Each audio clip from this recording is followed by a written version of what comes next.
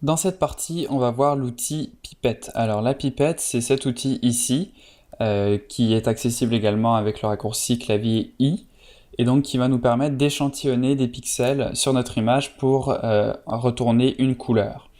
Alors on n'a pas beaucoup d'options pour cet outil, donc la première c'est comme ce qu'on a vu avec l'outil de baguette magique, c'est la taille de notre échantillon, donc pour l'instant il est sur échantillon ponctuel, c'est-à-dire que si je vais sélectionner un pixel dans notre image, alors là, j'ai appuyé encore une fois sur Caps Lock, donc la touche majuscule pour changer l'icône de ma pipette, pour la changer en curseur, donc pour avoir une vision plus précise de là où je vais échantillonner mon pixel.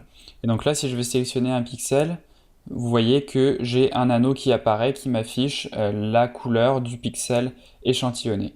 Vous voyez également en haut à droite de mon écran les curseurs qui commencent un peu à s'affoler et qui changent en fonction de la couleur que j'échantillonne.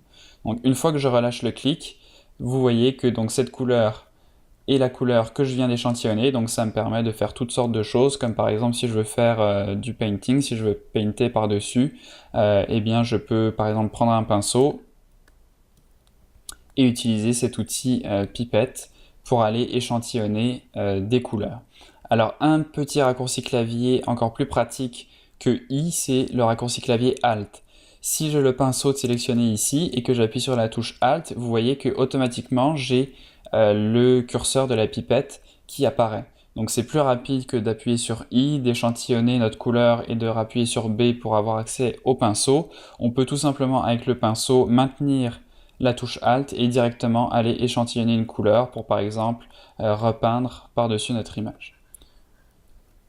Les autres options qu'on a de disponibles sur la pipette, c'est donc comme on a vu l'échantillon, la taille de l'échantillon. Donc pour l'instant on était en échantillon ponctuel. Si on veut échantillonner une zone plus grande, donc faire une moyenne, eh bien on peut venir par exemple sélectionner une moyenne de 51 par 51. Et donc là vous voyez que ça va aller échantillonner là comme si je faisais un carré en fait. Donc si je fais un carré de 51 par 51, eh bien, et que je faisais une moyenne de tous les pixels qui sont contenus à l'intérieur, eh bien c'est cette valeur-là que j'aurai avec ma pipette.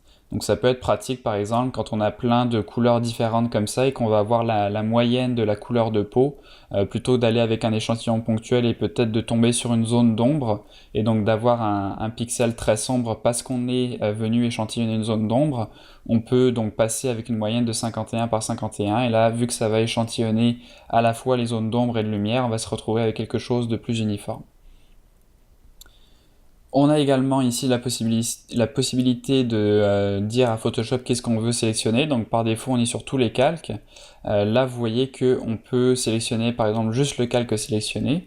Donc si je fais un nouveau calque et que je dessine dedans avec par exemple du noir, donc là je vais prendre du noir, je vais dessiner sur mon calque. Si je prends l'outil pipette, et que j'essaie d'échantillonner, vous voyez que ici c'est toujours du noir parce que je suis avec calque sélectionné. Donc là il est uniquement en train d'échantillonner la couleur sur le calque actif. Si je sélectionne actif et inférieur, ça va échantillonner sur tous les calques qui sont en dessous de celui-ci, donc celui-ci inclus. Donc là si je sélectionne ici dans le noir, vous voyez que ça va chercher du noir, et si je vais dans la zone en bleu, vous voyez que maintenant c'est du bleu qui est échantillonné puisqu'on a du bleu sur notre calque en dessous. Donc voilà pour l'échantillon.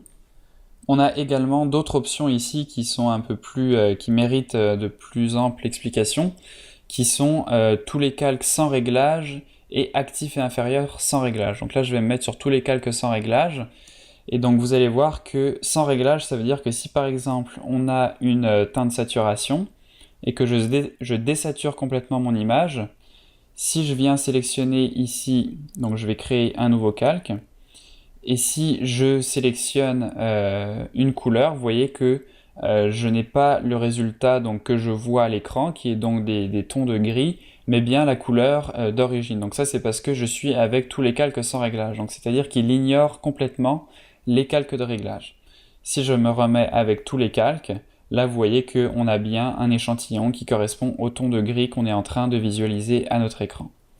En passant, pourquoi j'ai créé un calque ici? Tout simplement parce que si je sélectionne ce calque là, eh bien on va être en train en fait d'échantillonner les pixels qui sont à l'intérieur de notre masque de fusion ici, donc c'est pas ça qu'on veut, c'est vraiment les pixels de notre image et non de notre masque de fusion, donc c'est pour ça que j'ai créé un calque ici et que j'ai mis tous les calques pour échantillonner tous les calques de ma composition. Dernière option de cet outil, c'est ici l'option qui permet d'afficher ou non l'anneau d'échantillonnage. Donc l'anneau d'échantillonnage, c'est l'anneau qui apparaît ici quand on clique avec notre souris. Donc l'anneau d'échantillonnage, vous voyez qu'au-dessus, on a la couleur actuelle qui est en train d'être échantillonnée et en dessous, on a la couleur qui était la dernière couleur en fait qu'on avait d'échantillonner. Donc là, si je vais sélectionner le ciel, vous voyez qu'en dessous, j'ai la couleur de la peau que je viens d'échantillonner et au-dessus, j'ai la couleur du ciel que je suis actuellement en train d'échantillonner. Donc cette option, c'est vraiment si vous voulez ou non afficher cet anneau. Personnellement, j'aime bien avoir ce petit visuel, donc je le garde toujours coché. Donc voilà pour l'outil Pipette, un outil, encore une fois, j'ai l'impression de me répéter beaucoup, mais un outil qui va être également très utile dans Photoshop.